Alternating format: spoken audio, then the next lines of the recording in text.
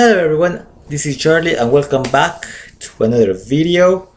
Today, as I promised, I will be reviewing the books that I got, the new books I got this week. Before we get to that, I want to thank everyone who has left a comment. I did get a suggestion for a video and I'll try to get to it soonish, not immediately. And so the suggestion was if I would do another video showcasing books in my collection. The last, I guess I did like 3 videos showcasing my Superman books. There was a 2-part Action Comics and one where I actually showed the 1939 Superman, so that's Superman Adventures of Superman, and I still had like 1 video left, which would be the 87 Superman books. You know, that one that was launched by John Byrne. So I'll probably do that video, but if you people want to see more books in my collection, tell me if you want something different. So the question is, you can leave your comment. You can give me the answer in the comments. And so the question is very simple. Do you want me to finish the Superman books, which would be Superman and Superman the Man of Steel, or do you want me to do something different? Show some different books that are not Superman related. So say Superman or something else, and then I'll determine what. If you say something else and that wins, I will see which books I will show.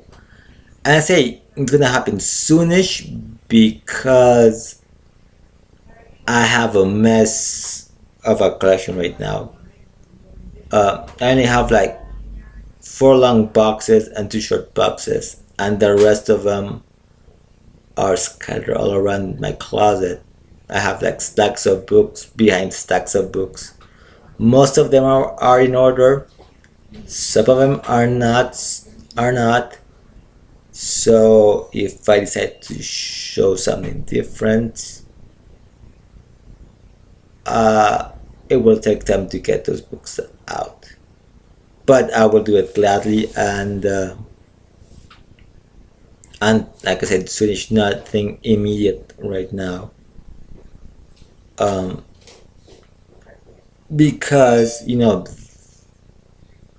my channel has always basically focused on reviews, on giving you my opinion on the books that I pick up, honest opinion. And yes, sometimes I sort of do things that are a little different than just the reviews. So those videos have to be very special, as they are not common in the channel. And I know those videos are like the most popular ones I've got. There are a lot of channels where people do that, just show their books. I'm not like that. I don't really like, getting like clicks or anything. I just like sharing my thoughts on stuff, and then doing things that are a little different, just to spice it up a bit, add something different to it. So anyways, let's get to the books. So first off, the Terrifics, issue 1, part of the New Age of Heroes, spinning out of Dark Knight's Metal. And I have to say this book is pretty terrific. It does what a first issue should do, which is introduce all the characters, catch you up on things that are related to the book, as to what the characters were having up to, especially with being a spin-off of metal and you don't read metal, it does a good way of catching you up on things that come before. The art is great. The coloring, though, I mean, I know a few people out there were kind of dubious about the art, and I have to say it has to do a lot more with the coloring than anything else. It's a little dark. I mean, because you got uh, you've got the artist by Ivan Rice and his regular inker Joe Prado, but the color by Maiolo, who you might remember if you've read Gio Lemi's Run and Grinaro, colored over Andrea Sorrentino's art, and that looked phenomenal. It doesn't necessarily fit with this book. This book is a lot brighter than Green Arrow. Much the art's much more detailed. Uh, it's Sorrentino's art is a little more modern, a little. If I'm remembering correctly, he was a little more abstract in certain things. This is much more of a classic art style, so the coloring doesn't seem to really work, so it does affect the art quite a bit. So you need brighter colors, not these sort of darker hues and solid stuff that my art usually does. But all the main players are introduced in this issue. The problem for the first arc is established. So Simon Stagg bought Mr. Terrific's company. So, but Mr. Terrific still connected to his technology. So when he detects some usage of his technology, Mr. Terrific goes and sees that Stagg is trying to, or open actually a bridge, open up a doorway to the dark multiverse, with Metamorpho sort of stuck between the portal and caught in the portal, but completely out of control. Actually turned to nth metal. He's completely out of control. Mr. Terrific tries to save him, tries to tell Stagg to shut the portal down, which he doesn't know how to do. So using the Plastic Man, who still is an inert egg, which showed up back in the metal mini that's going on right now, to try to save Metamorpho, but they get sucked into the dark multiverse, where Plastic Man finally wakes up from his inert state. And apparently it's explained that Plastic Man's chemical composition actually is a sort of a good, it tolerates the effects of the dark multiverse. That's a good way of putting it. So that's why Batman was actually going to use Plastic Man to explore the dark multiverse, but whatever happened, the reaction turned him into that. That finally he wakes up, and they detect some sort of beacon, which they follow to this what appeared to be landmass, but turned out to be this huge dead body of whoever inhabitant of the dark multiverse is. Just a huge body, which by the way kind of looks like Galactus, if you will. And I think that was sort of a inside joke of saying, well, we're gonna cover it to the Fantastic Four, which I read a few reviews where they actually kind of do compared to the Fantastic Four, but they really aren't the Fantastic Four. But it does take a bit of that spirit of adventure, of sci-fi adventure, with some hero superheroing added to it.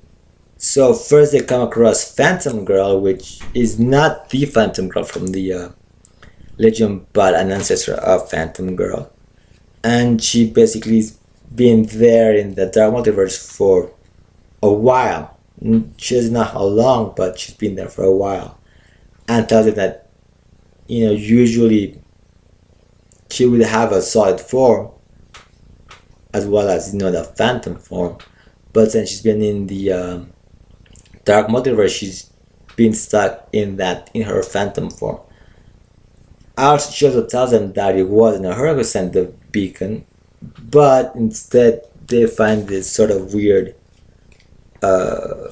machine here. Let me see. Sort of weird machine here. And it turns out that the beacon was sent by Tom Strong. So now our group of this ragtag team of people have to find a way out of the Dark Multiverse and sort of see what and try to sort of figure out what happened to Tom Strong, who might be dead, as it says in the final page. So, do I recommend people reading this book? If you're on the fence, I say give it a try. It's only $2.99, so it's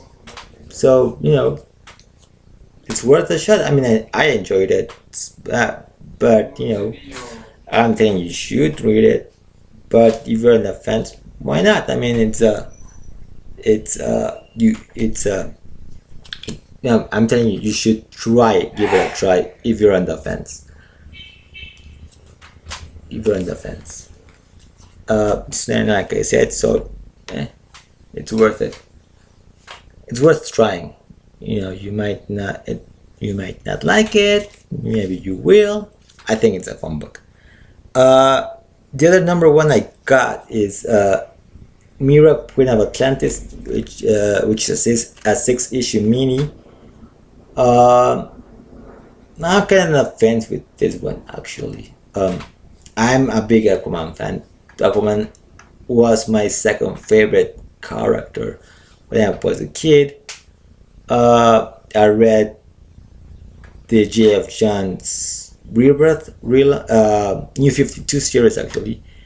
Kind of stopped reading it at the closing of the New 52, and I didn't pick up the Rebirth stuff because too many books. So something had to give. Same thing happened with the Justice League, actually. Didn't pick that book up either, which I was reading during the New 52 and prior to the New 52. So this one spins out of Aquaman, recent issues Aquaman,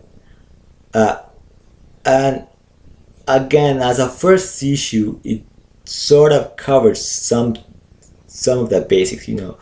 You kind of get a bit of an origin of a retelling of the origin of Mera, so get a little background information on her, which if you've never read Aquaman,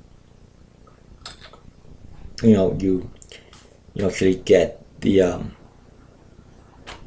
short version of her origin. You get again exposition explaining the things that have transpired with her in the Aquaman book. So that's happening in the Aquaman book. So if you've never read Aquaman, this does a nice way of catching up on that. Does it quite nicely. But it has a few problems. That's why I say I'm a bit on the fence. The art is a little bit inconsistent. Sometimes it looks good, sometimes it kind of looks different. It looks good, uh, but like you've got, for example, uh, for example, doesn't even look like it goes up, but so sometimes you got like this sort of look for Mera, you know, and then you kind of go to the like a different page. It's a good page which kind of got me a little bit out of, um, and then she kind of looks like this, so it's like less pencil lines or less, like sometimes it looks kind of rough, like a lot of lines here and there, like you get like sort of these sort of lines, and there's a good close up here somewhere where I could sort of show the comparisons. Like here, like a lot of heavy expression, a lot of lines, and completely looks different in a similar close-up where the art sort of becomes a little more gentler. She looks a little bit different than she did like in this page, the bottom. So there's like a little bit of consistency in the art. The other two concerns I have is, well, it's a little bit, the other two concerns are really more on a story level. One, we actually don't open up with Mera. The book opens up with Orm, the formerly known as Ocean Master. So we kind of catch up with him in the first 3 pages. So this is called Mera, Queen of Atlantis. So we're opening up with the former Ocean Master. And we end the book with Ocean Master as well. The rest of the issue does focus on Mera. But then it falls to the second sort of problem I have with the book, which is it's a little bit too much, goes a little bit too much on the romantic side. On the one hand, we have, like I said, Ocean Master Orm, the former Prince Orm, who has made a life on the surface world. He's got a girlfriend. I think he's actually gonna get married to her.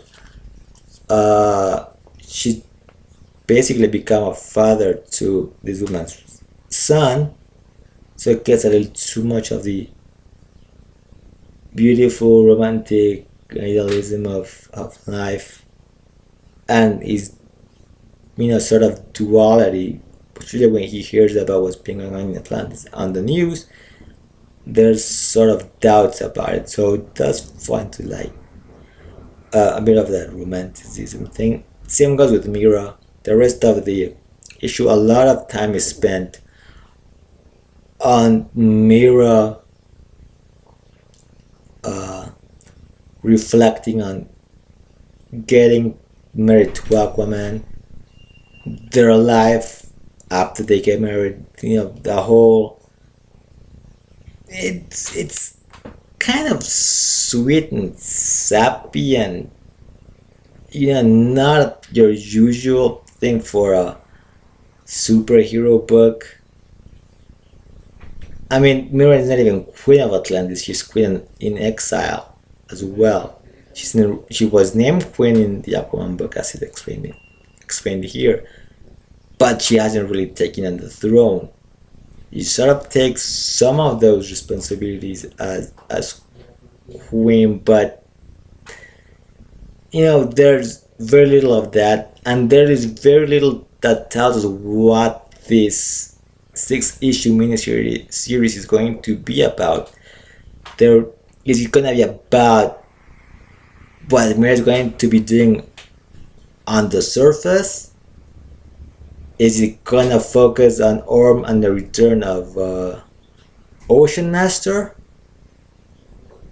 Are Mera and Ocean Master going to meet up at some point and plan the where you get thrown back, it doesn't really tell me anything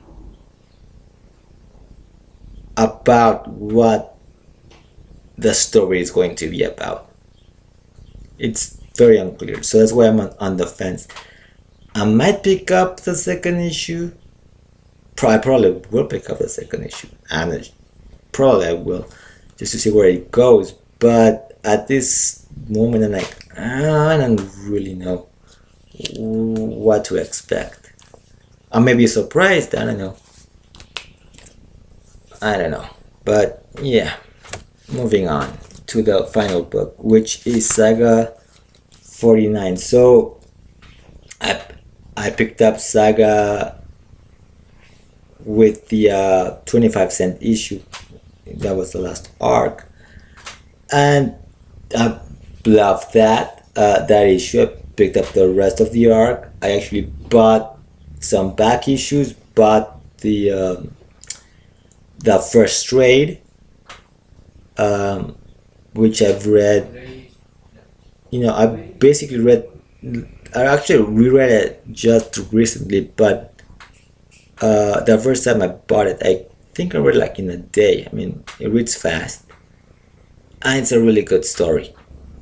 And so of course, I decided to continue reading the book since like the first issue I bought. So this is issue 49 or chapter 49, which starts a new story. So the main, so of course, everybody knows the art is phenomenal, the writing is great, and the main gist of the story is these two reporters who are regular or semi-regular characters in the book are trying to convince Alana and Marco to tell their story, and they promise that they would protect their identities once the story comes out. Their editor will actually cast a spell that would change their appearance, and they can go on and live their lives. Uh, as they explained it, it's not just doing like a witness protection thing where you take a new name, take a new identity, but you're like disguising yourself or whatever. It's like a complete magical thing, which Marco finds hard to believe because it's that there is no such spells that exist, and they say no, there is, and it's a little bit complicated, so that's why it's not widely known. Uh, but Prince Robot actually is hearing this because he and Betsy Core have started a sort of relationship now. I'm not gonna show anything inside. Uh, and he's tempted by the notion of just moving from place to place, from planet to planet, and sort of wants a normal life for him and his son, basically. Uh, and so he sort of shows up and tells the story of some sort of scandal involved in the war, and the reporters are kind of shocked of kind of hearing this. If it's true, why didn't they hear anything about it? And Prince Robert says that it's sort of like secret, state secret, whatever. And he says if it's good, no, and can they do that and create a whole new identity things? So it's interesting. I like the story, but I'm actually wondering if the story is actually real, or is it made up just for the purpose of sort of going on his own, away from Mark and Alan and Hazel, and just kind of go and live a quote unquote normal life.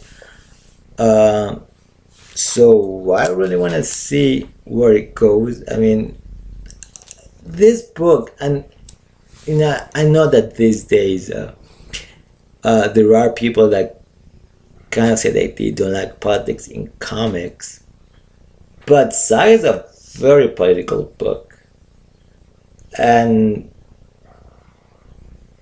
it does touch on a lot of subjects that could make a lot of people uncomfortable. Uh, it throws in a lot of ideas, and this one, it seems, will be focusing more on what is fake news, or the reporting of untruths, or on fake news, which is a big thing these days. At least here over in the United States, not so much here in Mexico.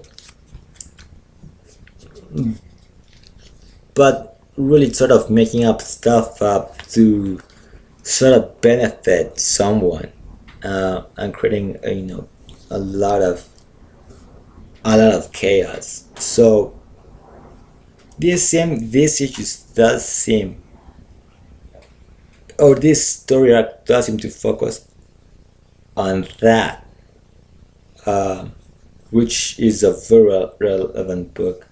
I mean, the last arc kind of sort of dealt with abortion, but I never really thought that was about abortion because the baby was already dead, so it wasn't like really abortion. But it again, it sort of brought a much wider idea on a subject which is known as pro-life. And what does it mean if you're against? I mean, Marco is a pacifist, so he believes that no one should die. He was of course opposed to the idea of abortion, but it goes beyond that. It goes to the point where he says, "I really can't kill anyone." So you kind of go into the more political aspects of reality. Yeah, I mean, don't you think conservatives should be pacifists? I mean, pacifism is seen as sort of a liberal thing, but if you kind of think about the whole thing about not killing unborn children, should apply to the not killing of anything, you know, kind of even touches a little bit on religion as well. So, like I said, like nobody really is up at arms with Saga, but they find politics in companies like Marvel, which is you know I don't get it. So, anyways, I don't want to get into any controversies on that, but yeah, really good issue, and I can't wait to see what happens next. So yeah, so that's it. So if I were to do, if I would say which book I enjoyed the most, um, I gotta say it's Saga. If you want something more mainstream, more not so um, not so indie, I gotta say that Terrifics was, pun intended, terrific. It's a terrific book. It's a fun book. I think uh, that yeah, people should check that book out. Again, I'm repeating myself. Remember, leave a comment, like, follow me on Twitter. I'll put up the link there. Well, not the link, but my address, my Twitter handle. And let me know, do you want me to continue with the sharing of the Superman books, or do you want something different? So leave a comment below. Whichever one wins, I will do as soon as I have some free time and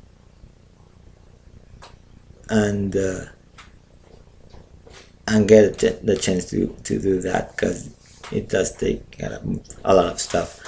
So anyways, as always, until next time, keep smiling.